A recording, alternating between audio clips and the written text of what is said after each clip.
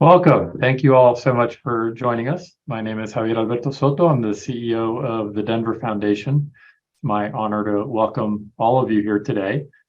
We're very excited. We're excited to share with you our first ever learning report. And this learning report is born out of a core belief at the foundation that we talked about quite a bit as we were building our strategic framework a couple of years ago. And that is what it takes to become a learning organization and not a knowing organization, as you often come across in philanthropy.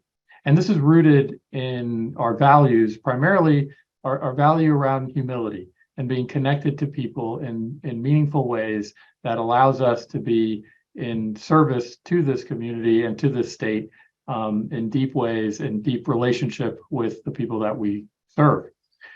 So it's important to us to ensure that we're leaning into that value, that we're leaning into humility, that we're continuing always to be a learning organization. And so when we hired Dr. Jill Iman, who you'll hear from in a moment, it was with this in mind that we brought Jill on board and tasked her with developing our learning framework. And it's through this work that we listen, we collaborate, and we pivot as we learn from the work that we're doing and from the people that we're in communication and relationship with. This learning report is our way of learning from all of those stakeholders, understanding the impact we're having in this community, and setting metrics that we can use to measure that impact. We want to make sure that we are understanding our progress towards the vision that the board has laid out and the strategic goals that the board has set for us, and to identify opportunities to pivot, to evolve, to learn and grow as an organization. This is not just a presentation about data and charts, although we will have plenty of those, but it's really to hear from the voices that are behind all of these numbers and that guide us as we do this work. So thank you so very much for joining us on this learning journey. And to kick us off, I'd like to introduce now Desa West, our Chief Impact Officer here at the Denver Foundation. Desa? Hi, everyone. Good afternoon. It's great to see you. Thank you, Javier. I'm going to take us through just a few quick logistics before the program. A couple of other logistics. This session is being recorded. Closed captions are available for this event, and you can choose them by clicking on the CC icon at the bottom of your screen. You'll all be muted for the presentation, but we really encourage you to submit questions in the Q&A feature. We'll get to as many of those as we're able once we have heard Jill's presentation. So with that, let's dive in. Javier gave a pretty great overview, I think, of what we are thinking as an organization. So I'll just add that it really has just been my pleasure over this last year to work with Dr. Jill Iman. She has really taken our organization to a whole other level in terms of how we think about learning, how we think about evaluation, what we're considering as we try to understand the impact that we're having in the community and the depth in which we're trying to explore the vision and the mission that we have laid out in our strategic framework. We're really excited to share this body of work with you and hope to be sharing with you in the same way for many, many years to come. So with that, I'm pleased to introduce Dr. Jill Iman. Thanks so much, Desa. Thank you, Javier. And thank you all for joining us on what is arguably maybe one of the most beautiful days of the year so far. I'm thrilled to be here with all of you to share some of our findings from our 2022 learning report. As you heard Javier and Desa mention, the first ever that we've been able to do. And so during our time together, think about what we'll be able to talk about in the next 30 minutes or so, sort of as a snack. And then I will invite you all to continue your meal in the learning report that we have now published on our website that offers additional details and additional data that we're not able to cover today.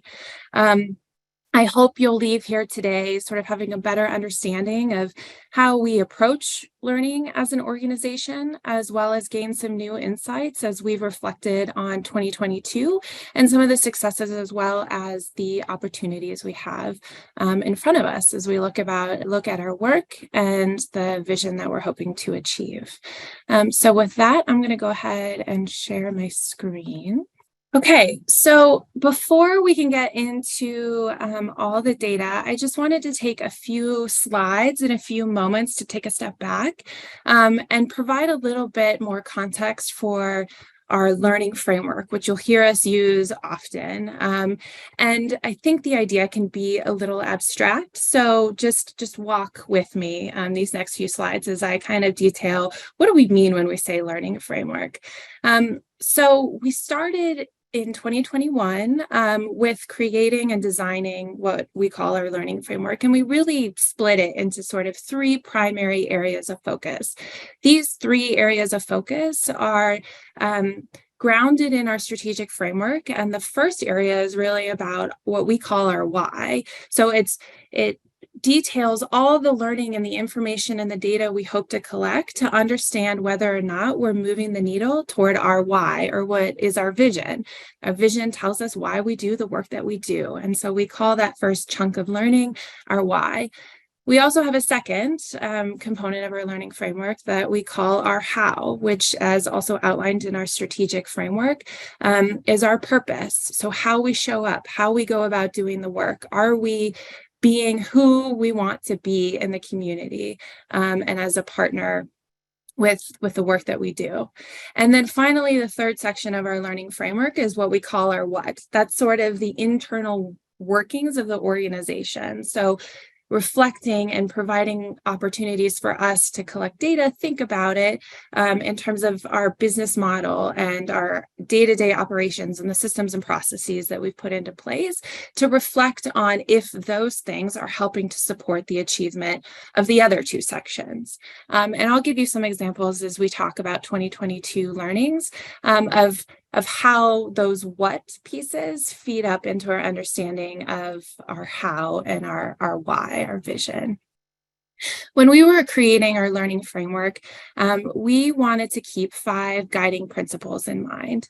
And hopefully you'll see some of these guiding principles come to light as I talk through some of the data and findings and learnings from 2022.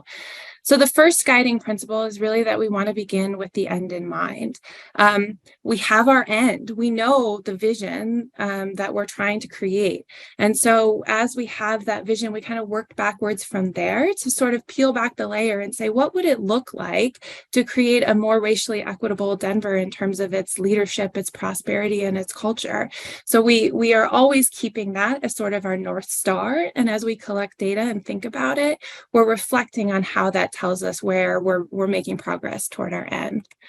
Another guiding principle is that we used this kind of hypothesis testing approach to our learning framework. We want to be able to have a flexible, a living document that we're able to kind of in real time think about if we do these certain things in our work, if we do specific activities, or if we administer a program in a different way, are we then having the effect or the consequences that we think we should? So as an example of this, if we promote our technical assistance fund, then we believe that organizations will have greater access to those resources. Then we believe that the capacity of those organizations will increase over time. So we were really intentional in kind of creating an if-then framework. We also want to be really intentional about applying an equity lens.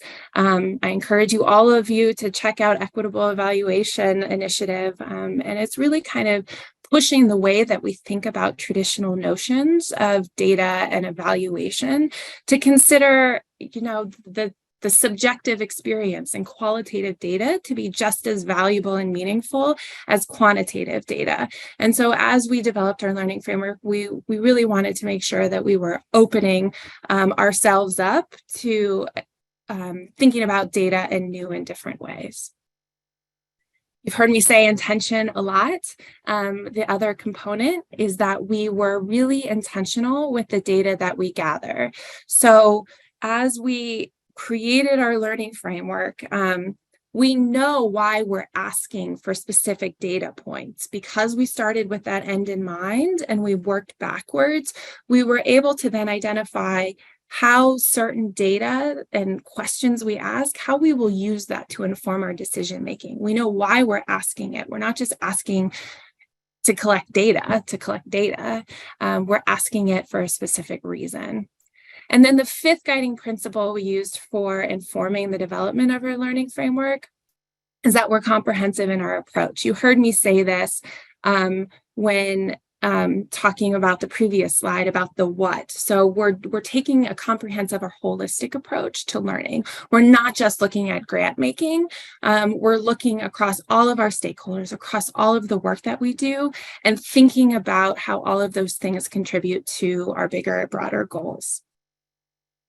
I will not bore you today with the format and talking about it, but as we kind of reflect on our learning framework, I will just say that think about it as peeling back the onion.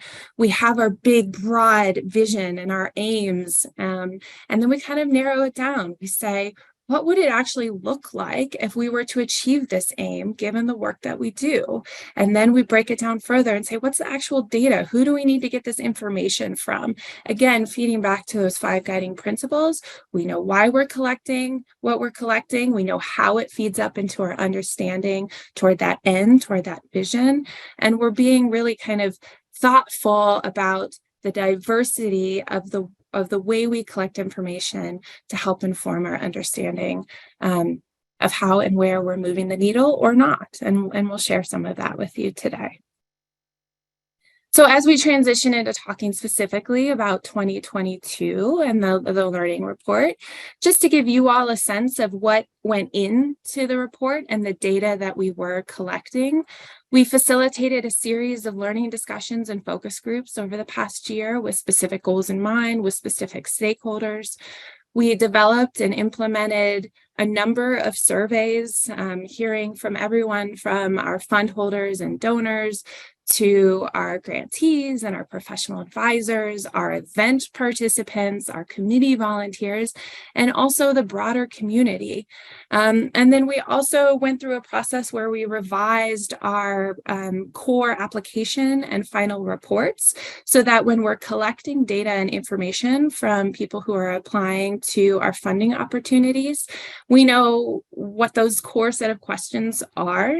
I will note the asterisks next to the final reports, just because going back to those guiding principles, we developed our tools knowing the data we're going to collect and why. So our final reports for anyone who applied using our revised application in 2022, that data won't be available until 2023, because that is when we'll have a full year of funding for those grantees to reflect on using our new final report. So come back in a year from now when we're talking about some of the data and the lessons learned through the final reports that we received from our grantees. But all told, across all of those efforts, just in terms of what went into the 2022 learning report, we heard from over 2,300 stakeholders. So that gives us a lot of confidence as we kind of think about this information and this evidence, and helps us better understand with reliability kind of what we're seeing. We know that what we're seeing is informed by a really broad and robust basis of feedback. Right. So today's goals, why you're actually here. Well, we want to share some of our findings. We want to also be able to kind of highlight our takeaways as an organization where we can. So again, this is about learning. Where have we gathered some really interesting data that can help inform our work moving forward? And then I want to end just kind of briefly talking about where we plan to go next into 2023 as we're collecting data and sort of beyond, as Javier mentioned, kind of the evolution of us being a learning organization as we walk this journey. So you heard me talk about the 3 parts of our learning framework. And so that's how I'll kind of walk through the next few slides, sharing some of these findings. So I'm first going to talk about that first part, what we call our why, or our vision. So our vision, as outlined in our strategic framework, is to see racial equity in leadership, prosperity, and culture. And so now we have this as our North Star. We can kind of start to collect data that can better help us understand, are we moving the needle toward greater racial equity in leadership, in prosperity, and in culture? So as we think about some examples relevant to the data and learning we've collected and done around leadership, one of the hopes that we have, one of our beliefs, is that we will see greater racial equity in leadership when and if the nonprofit leadership is actually reflecting the racial and ethnic diversities of the communities that are being served. So how do we look at that data? What can we look to? We've collected data now through our revised applications from our grantees around the CEO and executive director identity of the organizations that are applying to our funding opportunities, as well as some additional questions around the board composition, the staff composition, and the community and the clients that are being served. So this data shows us that in 2022, over half of the organizations that received funding through one of our competitive funding opportunities have an executive director or CEO that identifies as BIPOC, as well as a board and staff where at least half identify as BIPOC. We can see then an increase, right, in the community and the clients, the number of organizations that are reporting that the communities and the clients that are being served by those organizations are serving more than 50% BIPOC individuals. I think as we also reflect on this hope, some of the other data that we've collected and can look to whether or not we're doing this, is looking at sort of the alignment and the community between the executive director identification and the community diversity. And so what we see is that organizations that are led by a CEO or an executive director that identify as BIPOC, they tend to serve on average clients and communities that include more BIPOC individuals. So again, we see sort of this point up above in our hope about the leadership actually reflecting the racial and ethnic diversity of the communities that are being served by these various organizations. Another kind of example of what we can look at around this idea of a racially equitable Denver in terms of its leadership is aligned with our work around our scholarship opportunities. So we have a belief that the leaders of tomorrow, the students that are receiving scholarships that are administered by the Denver Foundation, should be in support of some of those facing the largest barriers. And what our data shows us is that more than half of awarded scholarships went to students who identify as BIPOC. We also see almost 70% of the students that received funding in 2022, or I should say received scholarships in 2022, identify as first generation, and almost 20% of those students self-identified as members of the LGBTQIA+ community. And so I think just taking a pause for a moment on these three data points as we reflect on what this tells us about racial equity and leadership, we know now we can see some of the successes. We can see some of that alignment between the organizational leadership and the communities that are being served by those organizations.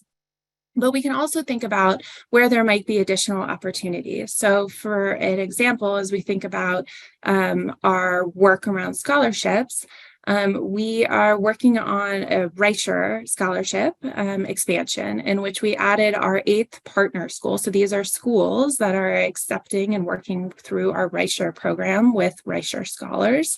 And as it has expanded, we now know we have the 8th institution that has joined us is Fort Lewis College, and Fort Lewis has a specific focus, and they serve 45% of students that identify as Indigenous, right? So as we think about our opportunities to increase and meet those goals around supporting leadership that is more racially equitable, we are identifying opportunities as an institution, as an organization, where we can kind of support and promote that progress and that vision moving forward. As we think a little bit about this other component of our vision, which is prosperity, one of the hopes we have is that all nonprofits will have the resources and capacity to do their work. As we look at some of the data that we have from 2022, we can see that organizations that are run by BIPOC leaders report on average significantly smaller staff and budget sizes compared to organizations that have a leader who identifies as white. Right? This gives us some information as we think about sort of our hope and our objectives around prosperity and racial equity. Similarly, with that same hope in mind, we can look at other data that helps us understand, based off of our strategic framework and the priorities that we've set for ourselves, how the resources that we steward, including our discretionary resources, but in terms of all of the resources that go out of our doors in 2022, about 32% of those are kind of in alignment with our strategic priority areas. Again, as we think about this concept of what does it mean to have a more racially equitable Denver in terms of its prosperity, we believe, based off of our strategic framework, that the areas of focus we have identified will be receiving the types of financial support that help promote their capacity and their stability to achieve their own missions. And so, again, as we kind of reflect on what we can learn from these last two slides as an example, it highlights the need and the focus we have set for ourselves around supporting through general operating and identifying and expanding the organizations that have BIPOC leadership that have historically been underrepresented, and also allows us to kind of think about, how do we promote the priority areas, as you see on your screen right now, as a way to kind of promote the racial equity through prosperity in Denver. The last component of the vision I'm going to talk about, again, think of these as snacks, is the cultural piece. So as outlined in our vision, we hope to see a more racially equitable Denver in terms of its culture. What does that mean for us as the Denver Foundation? How can we think about that and the impact that our work might be having on that goal? One is that we hope that residents will better understand the strengths and opportunities within the Denver community. And so some of our data, what we can look to is, as we think about our donors and our fund holders, we've gotten feedback that about 75% of our donors and fund holders are interested in learning more about or engaging in our priority areas. You can see some discrepancies within those areas, right? For everything from housing and homelessness, having those that are the most interested, to transportation, having about 24% who don't see that as kind of an area of interest for their giving. I think you can also look at that bottom line around donor reported interest in a racially equitable Metro Denver. And now we can take this information and kind of reflect as an organization, right, what we can do around increasing either interest or providing educational opportunities about why these are our priority areas, ultimately kind of feeding up into, as we track changes over time, how does maybe this metric and this outcome change? Shifting gears a little bit into our purpose and providing some data points relevant to that. If you'll remember the learning framework, the second part of it is our how, which, as outlined in our strategic framework, is our goals around how we're going to go about doing the work. we want to be proactive, we want to be a resolute leader, and we want to be collaborative.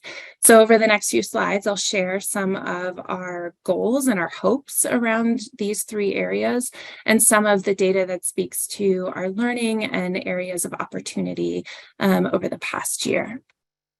So first, focusing on being proactive.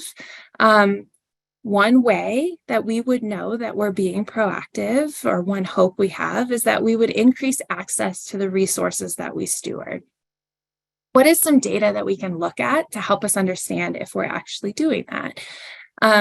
So we gather feedback from all of our applicants that apply to any of our funding opportunities. And if we think about increasing accessibility to these resources, one thing we believe is that first-time applicants should have somewhat similar experiences as returning applicants.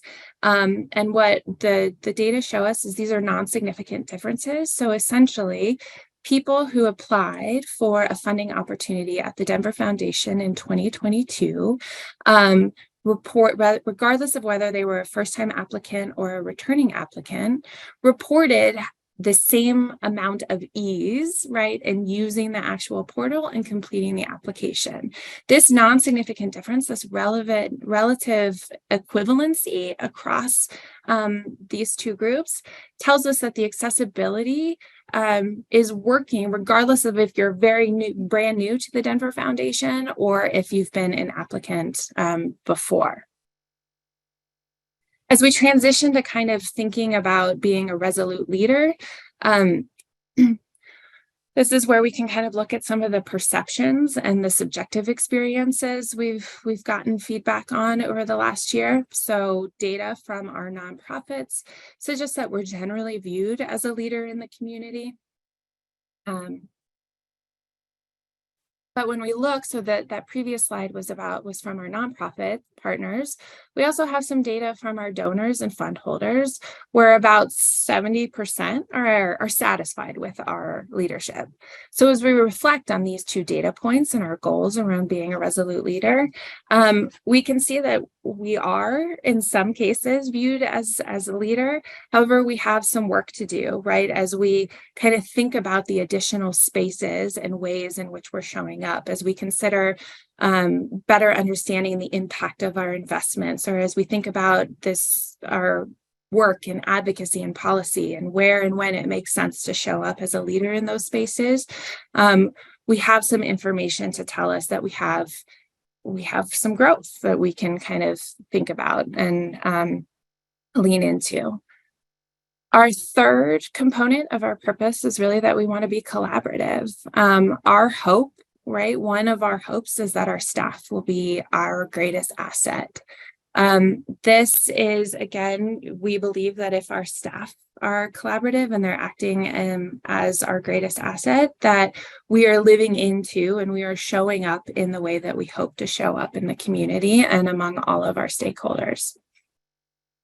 So what we've learned as we reflect on some of the data we've gathered in 2022 is that the quality and responsiveness of the team is incredibly valuable, right? As we hear from, for instance, one of our key stakeholders, our professional advisors, they are rating our staff as one of, or the most valuable component when interacting with both professional advisors as well as their clients. We know that it matters. But similarly, if we keep that same hope and we kind of look at other data and information we have, we can see that, about 76% of our donors are satisfied with the quality of staff. That said, we've also gotten some feedback from some of our other partners, as well as some of our donors and fund holders, that people want more reliability and more consistency in that actual point of contact.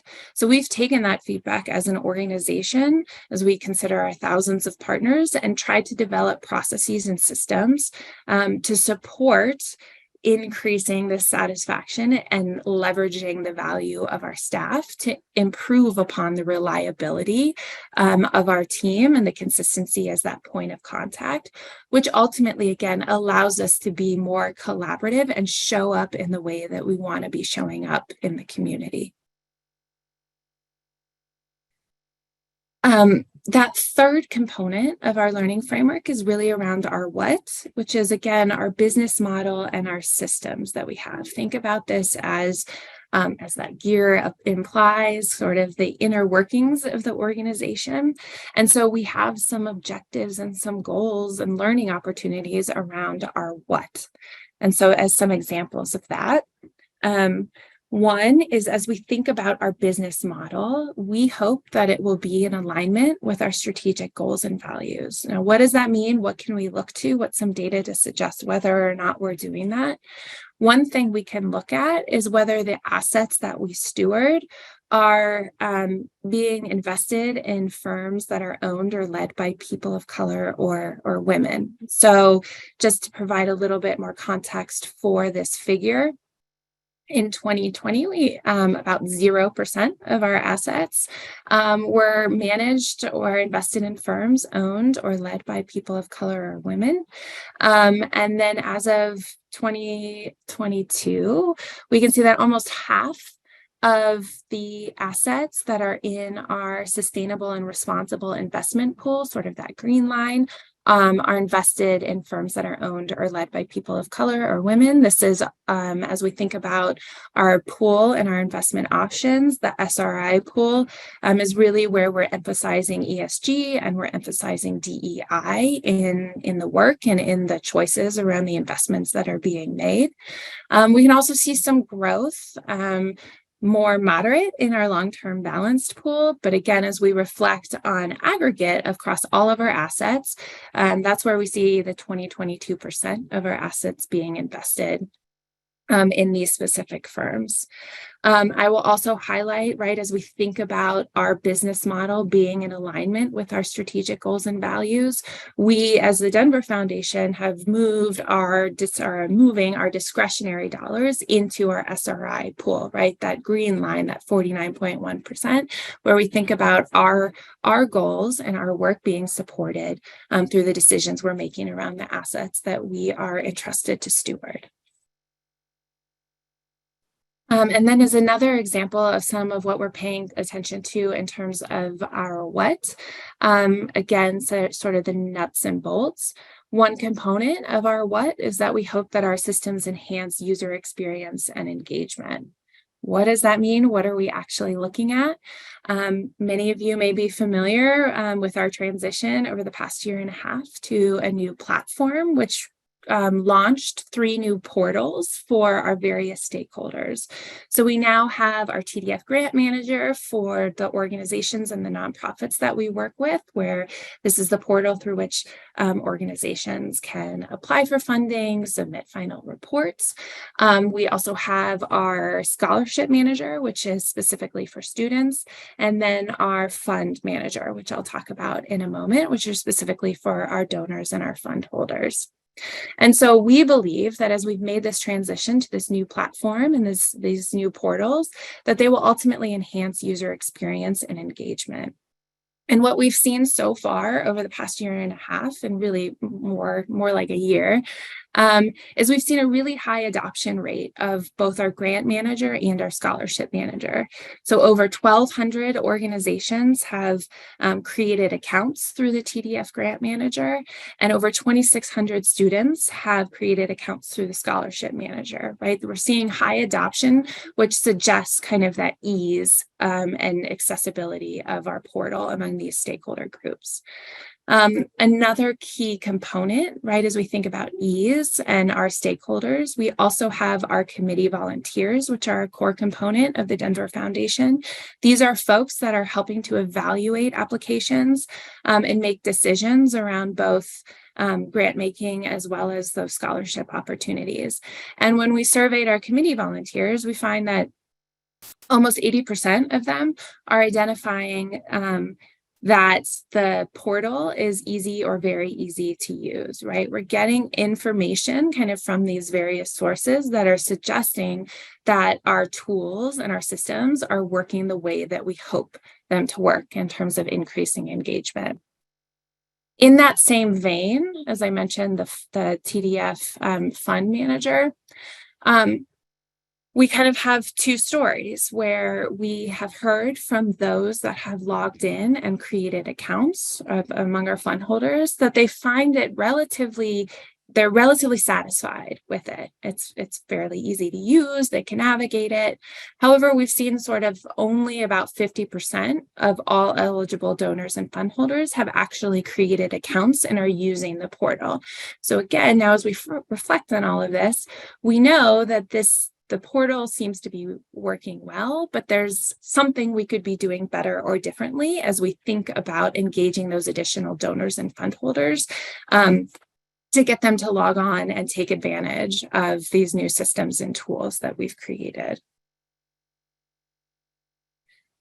So I know I just threw a lot, but also a little at you all. But just as we kind of take a step back and think about 2022 and where we are as a learning organization, I think we can confidently say that we've established a strong understanding of where we are in terms of our contributions to actually achieving our vision. We've also taken some opportunities to capitalize on the lessons learned and the feedback we've received to identify opportunities for growth and reflection, right? As we've heard, going back to the slide around applicant experiences with applying to our funding opportunities, we took the information around where there were some points of confusion or where we could be better streamlined, and we incorporated that and made those adjustments into our 2023 applications moving forward. Right, so I've given examples throughout of how we're actually trying to use the data to inform our decision making and inform the work that we're doing, ultimately in support of our thinking around what it'll take and who we are as a community foundation to achieve our vision and some of those strategic goals. So as we look ahead into 2023, and as Desa mentioned, many years into the future, we know what's on deck is that we're going to be creating new tools and methods to reach our stakeholders. We know we want to better hear from civic leaders. That will be forthcoming this year. We know we have some opportunities to hear more specifically from our scholars and our students, as well as our partner schools, as we reflect on the diversity of the work the Denver Foundation does. So because we're beginning with that end in mind, we know the tools that we need to create and launch over the next year to gather the data and information that we need. I think what's also really exciting as we look forward is being able to finally start to examine change over time. You heard me talk a lot today sort of about baseline and static, where we are now that we've revamped tools, now that we think about the actual data and questions we need to ask. And so as we move forward and sort of have consistent points of feedback from our various stakeholders and we gather kind of consistent data, we'll be able to assess, is the needle moving? Are we improving? Have decisions that we've made based off of the feedback we've received resulted in better experiences? Has the work we're doing through our grant making and the way that we're hoping to build connections among our stakeholders achieved some of our impact goals around a stronger network, right? We can start to track change over time, which I think will help offer greater richness to the conversation and our understanding.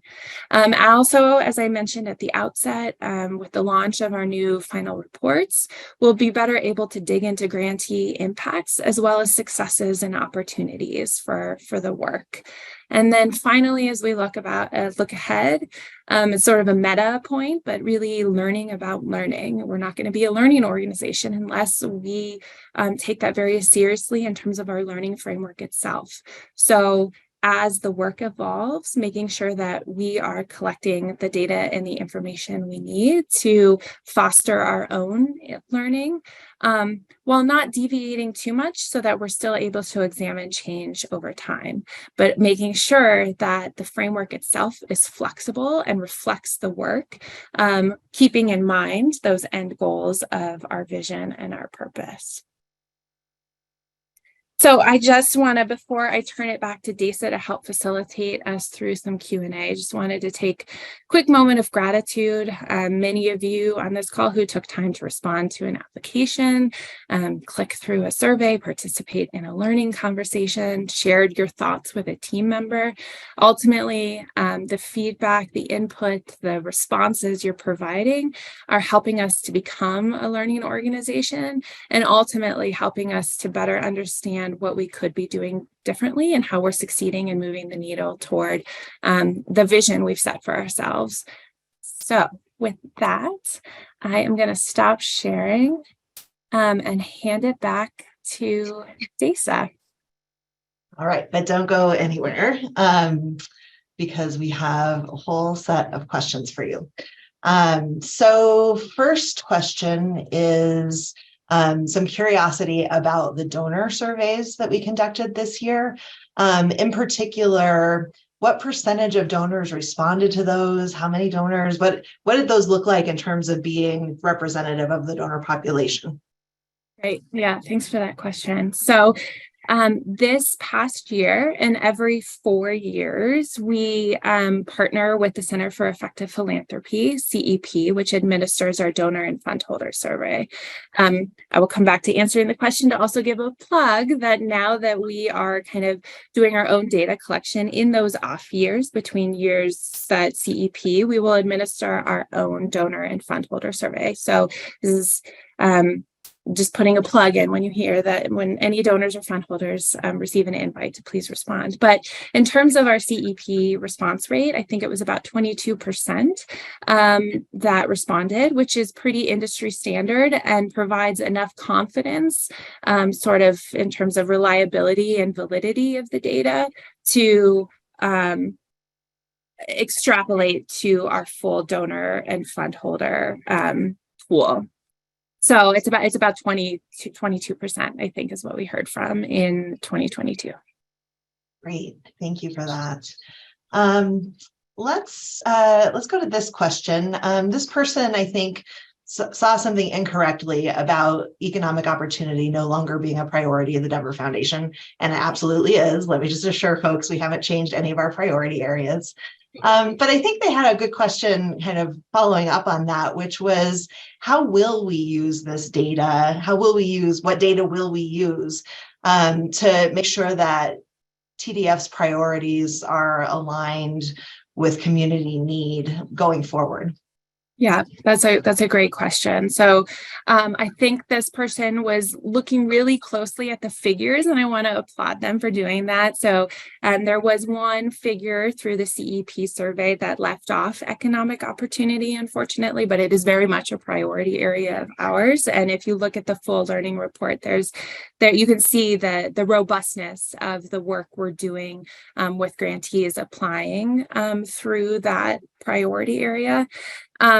So I think, though, to answer the question, we twofold. So one, once we start to gather our final reports, we are going to better understand sort of how the needle is moving around capacity of those organizations to meet the needs, as well as kind of surface some of those areas of opportunity and need that the grantees that are working in that area are seeing. And as we kind of aggregate that information and think about our funding moving forward, I will also say this is part of our strategic framework over the next 10 years, so we will be consistent with that.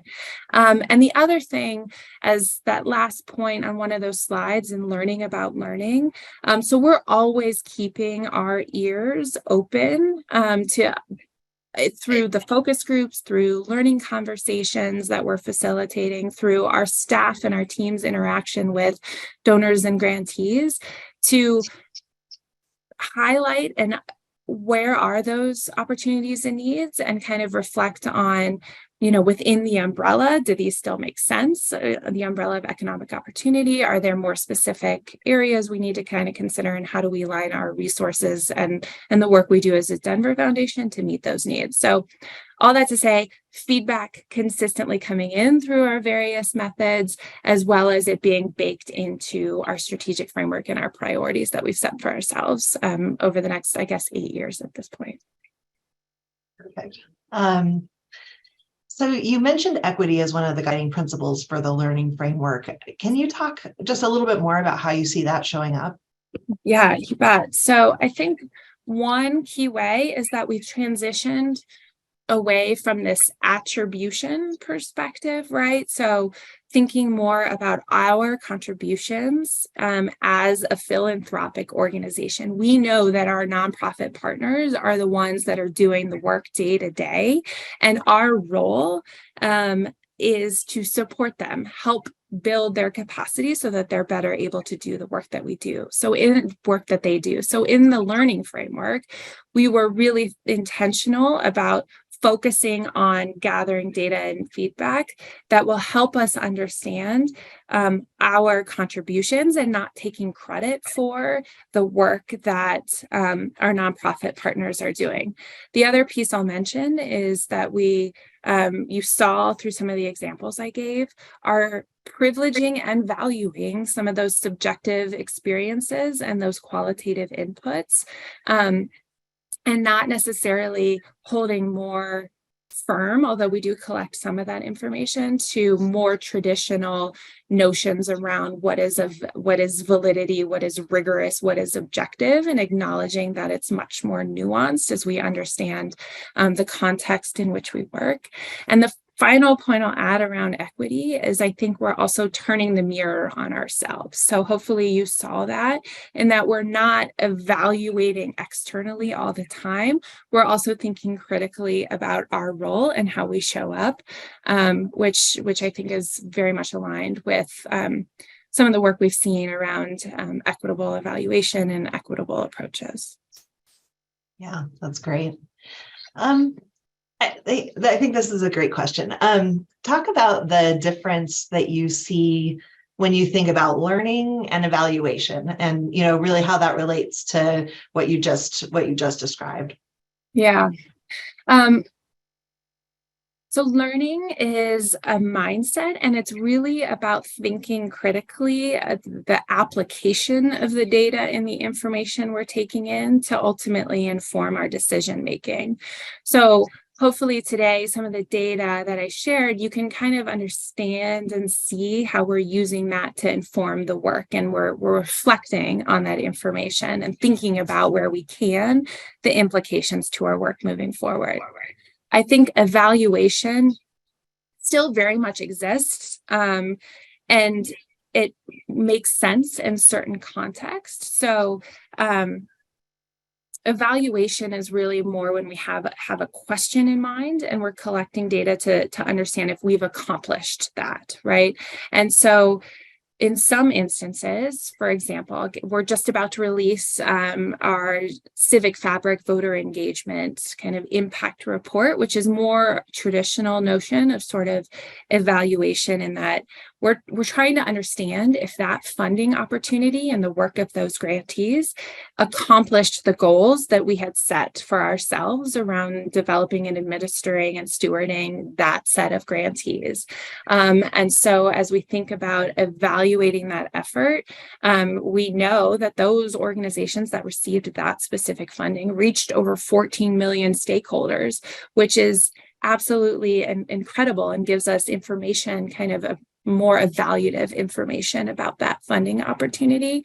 But I will say that even in those more tangible evaluation opportunities that we're looking at, we've still embedded learning. We're still asking those organizations to share what are some gaps, what worked well, what were their own learnings, that we can kind of aggregate that information and feed those opportunities and learnings back into our own learning. So it's kind of a yes and. We have our big learning framework, which we're applying the information, and then we have specific instances where it makes sense to do more focused evaluation activities and answer a specific question. Great. You mentioned being able to collect final reports in 2023. Can you talk more about what type of information you're going to be collecting and what you're hoping to learn from them? Yeah. So I think in alignment with our learning framework and some of the things you've heard me say today, Our final reports are going to be mostly focused on the capacity of the organizations to do their work, right? So how has, because of the funding, those organizations been better positioned or feel like their capacity has increased to fulfill their own missions and visions?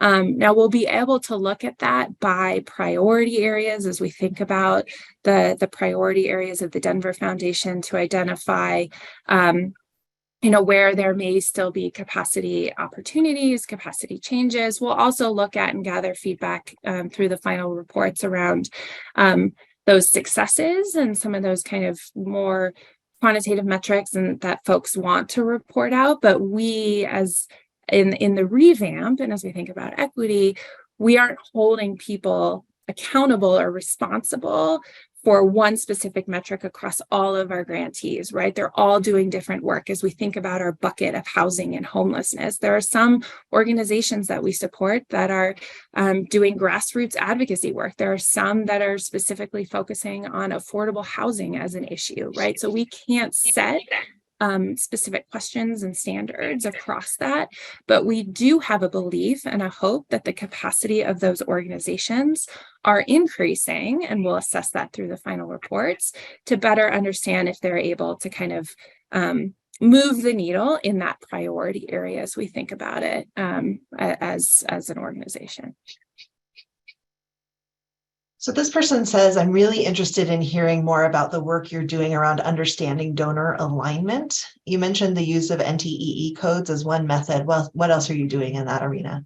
Yeah, so I think that person's referencing that pie chart that had all of the different breakdown of how the resources that are coming out of our doors are either addressing our priority areas or other priority areas. So I will share, in 2022, we did a lot of internal work around thinking about assets under influence and what does it mean to kind of care about and want to see donor alignment. And I think the important thing is that we're applying a holistic lens. Not everybody who comes to the Denver Foundation as a community foundation, as a home for all. We're not prescriptive in that. We want to support and foster various philanthropic goals. And we have our own mission and vision as an organization. So as we think about the activities we're engaging in, how we educate, the events that we offer, the information that we provide, how we communicate things, we would hope to see changes over time in terms of understanding why we've valued racial equity in our work, in funding, as you saw, those priority areas, but also in sort of, we also look at things like general operating. We believe in the value of providing general operating support. So how does that change over time in terms of donor behaviors and giving? And I'll say, I think we've gotten a lot of really great attention and feedback from other community foundations that are specifically working on understanding this specific issue. So we're really excited to continue to evolve our definition and the things we're paying attention to. Great. So we're coming up on our last question, and I'm going to ask you to answer this one, which I think is a great closing. What advice do you have for other organizations that are just starting out on their own experience of trying to develop a learning culture? I think the 5 guiding principles that we came up with, so coming up with your own sort of core set of guiding principles, so beginning with the end in mind, and kind of working backwards of what is defining success before you get into the nitty gritty. I think sometimes we often go into like, let's develop the donor survey, let's develop the revised application, and not necessarily understanding how it all fits up. So giving yourself time to think about that. I'd also say, I think it's important to build it collaboratively. We had all of our staff work really intensely on developing the learning framework, as well as got feedback and input from many of our key stakeholders and community as we were developing it. And I think it's coming at it from a place of, I don't know the work that we do, right? Like our team and our partners are the ones that are best positioned to speak to their beliefs and understanding around outcomes. And so getting the buy-in and helping to create the framework in collaboration. And then I think the last thing I'll say is making sure as we think about a learning culture to identify the opportunities to democratize learning, not just have it live within one person or one role. So as you think about the organization moving forward, how is the organization going to make intentional space and time for learning, to reflect on the data we're gathering, to make decisions, to digest it in real time, to ultimately inform the work that's being done at the organizational level, and not treat learning and evaluation as a silo that kind of exists in its own little corner. Great. Thank you, Jill, for your presentation today. And thanks to all of you for coming. Thanks to our interpreters for your work. If you have questions about our 2022 learning report, you can contact Jill. Her contact information is in the chat. You can also get to it through our website at denverfoundation.org. And the recording, the report itself, and the slide deck will be coming to you soon. So you'll have all of those resources. And again, feel free to reach out with questions after you've had a chance to digest and take a look. We look forward to hearing from all of you. And thank you so much for joining us today.